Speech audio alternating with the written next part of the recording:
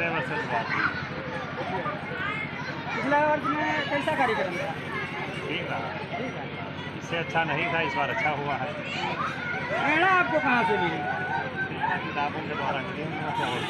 क्या करते हैं?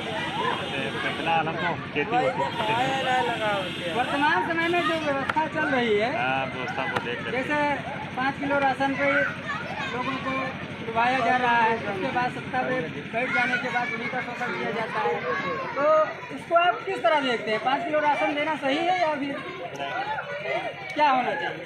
शिक्षा फ्री करना चाहिए सरकार। क्या नाम पड़ेगा?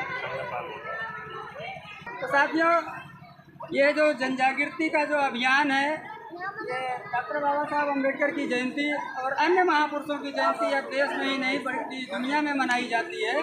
और इस बार कुछ अलग ही हमने देखा कि हमारे यहाँ नीपुरवा से बहराइच तक 60 किलोमीटर के अंतराल में हम उधर से जब आ रहे थे तो हमने देखा कि 4, 5, 6 जगह पर रैली निकली हुई थी और बड़े बड़े जुलूस निकले हुए थे और बाबा साहब अम्बेडकर के बड़े। तो कहीं ना कहीं लोग जागरूक हो रहे हैं, सोशल मीडिया के माध्यम से हो, चाहे वो किताब के माध्यम से हो। हमारे साथ और भी कुछ आते हैं। बहेलिया, आप भी इस कमेटी में शामिल? ये कार्यक्रम कब से यहाँ शुरुआत किया गया? कहाँ से आपको प्रेरणा मिली कि हमको जयंती बनानी चाहिए? डॉक्टर बाबा साहब अम्बेडकर की कुछ मुझे जीवनी पे बता सकते हैं? कुछ बताइए उनके बारे में। गला बैठा डॉक्टर हमारे साहब साथ और कुछ साथी हैं, अभी ये मंच का संचालन भी कर रहे थे। क्या नाम पड़ेगा? डॉक्टर संतोष। डॉक्टर संतोष यहीं के रहने वाले हैं? जी। कमेटी के सदस्य हैं आप? जी। ये यहाँ कब से जयंती मना रहा है? यहाँ पिछले वर्ष से मनाई गई। पिछले वर्ष की तुलना में आज इस बार काफ़ी अच्छा रहा? जी जी, पिछले साल की तुलना में इस वर्ष अच्छा तो रहा। आपको कहाँ से प्रेरणा मिली कि जो है हमको इन महापुरुषों की जयंती मनाई जाए? अभी तक तो हमको 33 करोड़ देवी देवताओं में ही केवल उलझा के रखा गया, तो ये प्रेरणा कहाँ से मिली कि हमारे महापुरुष हैं, इनकी वजह से? तो किताबों से प्रेरणा मिली और आप जैसे महापुरुष लोग मिले उनसे प्रेरणा मिली। नहीं, हम महापुरुष नहीं हैं, हम महापुरुष के योगदान से हम लोग यहाँ इस लायक पहुँचे हैं कि महापुरुषों की विचारधारा जन जन तक पहुँचा सके। बुद्धा, फुले, साहू अम्बेडकर की विचारधारा आम जनमानस तक पहुँचा सके, ताकि भारत में फिर से क्रांति हो और भारत में फिर से जो बहुजन समाज डॉक्टर बाबा साहब अम्बेडकर का जो सपना था कि हम बहुजनों को शासन करती हुई जमात बनाएंगे। अभी एक वक्ता यहाँ पर कह रहे थे कि ये वोट का अधिकार केवल वोट का अधिकार नहीं है, वोट का अधिकार मतलब शासक बनने का अधिकार। ये डॉक्टर बाबा साहब, लेकिन हमारे लोग वोट दान में दे दो, ऐसा ही लोग कहते हैं, है कि नहीं? मतदान तो है। आगे क्या प्लान है? आगे प्लान है कि हम बाबा साहब के अम्बेडकर मनाते रहेंगे और उनकी जीवन शैली को पढ़ते रहेंगे, ताकि हम लोग उनके रास्ते पे चल करके अपने बाल बच्चों को आगे पढ़ा करके आगे बढ़ाएंगे। बहुत अच्छी बात है। हमारे साथ कुछ बुजुर्ग साथी भी हैं, हम चाचा से भी जानना चाहते हैं। क्या नाम पड़ेगा? आप मौर्या हैं, तो कब से इस सामाजिक मूवमेंट में आप? हमको तो 40 साल हो गए। 40 साल। लेकिन हम घाट पर आने देवरिया हमारे गांव में होता था। जी, तो हम जाते थे, लेकिन यहाँ नहीं होता था। पर साल हुआ तो पर साल हम यहाँ नहीं थे, देवरिया चले गए और तो आए। देवरिया का नाम लिया आपने, तो पूर्वांचल के काफ़ी लोग जागरूक लोग हैं। जी। वहाँ एक अरुण कुमार गुप्ता हैं, उनको आप सुन लेंगे तो आप ये सारे मतलब स्क्रू खुल जाएंगे।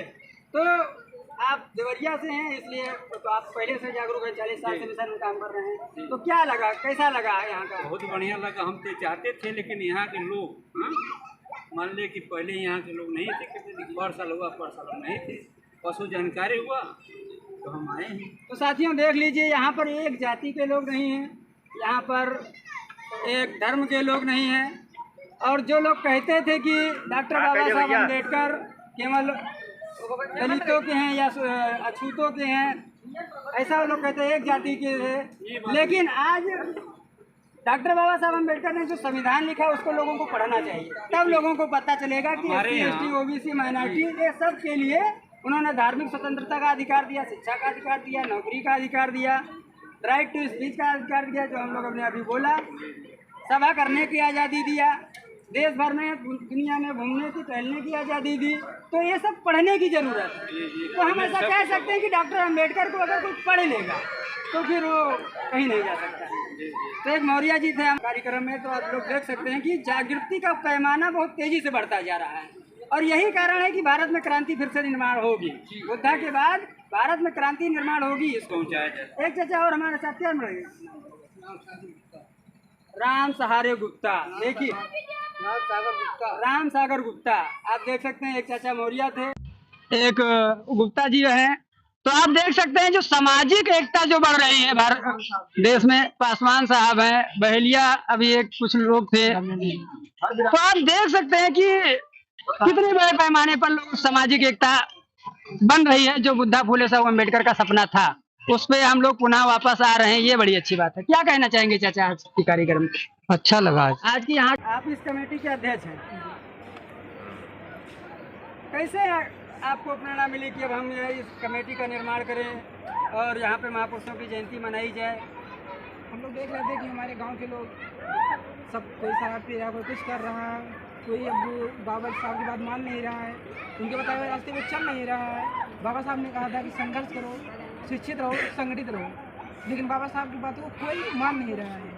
तो हम लोगों ने सोचा कि चलो हम 2 से या 4 लोग मिलकर एक कमेटी बनाते हैं जिसमें लोगों को समझाते हैं और लोगों को बताते हैं कि आप बाबा साहब के बताए हुए रास्ते पे चलिए। अगर आप बाबा साहब के बताए हुए रास्ते पे चलेंगे तो आपको और आपके बच्चे, आपका परिवार हमेशा खुशहाल रहेगा। अगर हम किसी नेता, विधाता या मंदिर मस्जिद में जाकर के मत्था टेकें या किसी देवी देवता को पूजें तो उसमें हमारा घर परिवार सही से नहीं चल पाएगा। तो साथियों देख रहे हैं लोगों को सामाजिक चेतना कितनी तेजी से बढ़ रही है। यहाँ बच्चे से लेकर के युवा हैं, जो नौजवान हैं और बुजुर्ग तक। इसका मतलब है जो SC ST OBC जो बहुजन समाज था, बहुजन समाज का मतलब होता है, बहुजन का मतलब होता है बहुसंग कर दिया। जैसे अम्बेडकर को जाति का नेता कर दिया, जितने भी महापुरुष हुए उनको एक जाति का नेता कर दिया। तो आप देख सकते हैं सामाजिक मूवमेंट में लोग बढ़ चढ़ के हिस्सा ले रहे हैं। एक कुशवाहा जी हैं, इनसे भी कुछ 2 मिनट बात कर लेते हैं। कहाँ से हैं सर आप? महिपुरवा से चलकर यहाँ आए हैं जी। तो बहुत सारे लोग कहते हैं कि OBC जागरूक नहीं हो रहा है और OBC जागरूक नहीं हो रहा है और सामाजिक मूवमेंट में हिस्सा नहीं लेता है। इस पर क्या कहना चाहेंगे? इस पर मैं ये कहना चाहूँगा कि जिस तरीके से ट्रेन के डब्बे होते हैं, तो हमारा समाज आज डब्बा बन चुका है और उसको इंजन जोड़ने की ज़रूरत है। जब तक इंजन नहीं रहेगा तब तक वो नहीं जुड़ पाएगा। और इंजन में सबसे बड़ी ताकत होती है, और अगर डब्बा भी नहीं रहे, डब्बा साथ में नहीं रहेगा तो इंजन का कोई वैल्यू नहीं है। तो इसलिए मैं ये कहूँगा कि हमारे समाज के भाई लोग जितने भी हैं, यहाँ पे कार्यकर्ता हैं और जो भी लोग हैं, हर तरह से सहयोग करें। और अभी कहीं पे कोई नाच वगैरह कुछ भी आ जाता है, पुतुरिया का नाच आ जाता है, तो 200 500 रुपया लोग लुटाते हैं। लेकिन यहाँ पे 10 रुपया देने में लोगों को परेशानी होती है, अरे हम क्या दें इनको। तो इस तरीके से जो है शिक्षा के लिए भी पैसा खर्च करना चाहिए और समाज के हित के लिए पैसा खर्च करना चाहिए। 10 के बजाय 20 देना चाहिए, जिससे हम लोग ये सोचते हैं कि हमारे समाज के लोग पिछड़े हैं, तो हम कहीं पे भी जाएं तो अपने समाज को जागरूक करें, भले हमारा पैसा कितना भी खर्च हो जाए। इस तरीके से हम सभी लोगों को जोड़ सकते हैं। तो साथियों देख सकते हैं किस तरीके से लोगों के अंदर सामाजिक बदलाव हो रहे हैं। आप आपका पूरा परिचय बता दीजिए। मदन लाल कुशवाहा। वैसे मैं अब मदन लाल मानव लिखता हूँ, क्योंकि हमारा धर्म जो है मानव का है, कोई जाति धर्म हमारा नहीं है। पूरे हिंदुस्तान के जितने भी लोग हैं हमारे भाई हैं, मानव हैं। संविधान में सर हिंदुस्तान नहीं लिखा गया है, इसको संविधान एक इनका शब्द मनुवादियों का है, तो इसलिए हम क्षमा चाहेंगे कि हिंदुस्तान शब्द यूज ना करके इंडिया और भारत ही क्या है।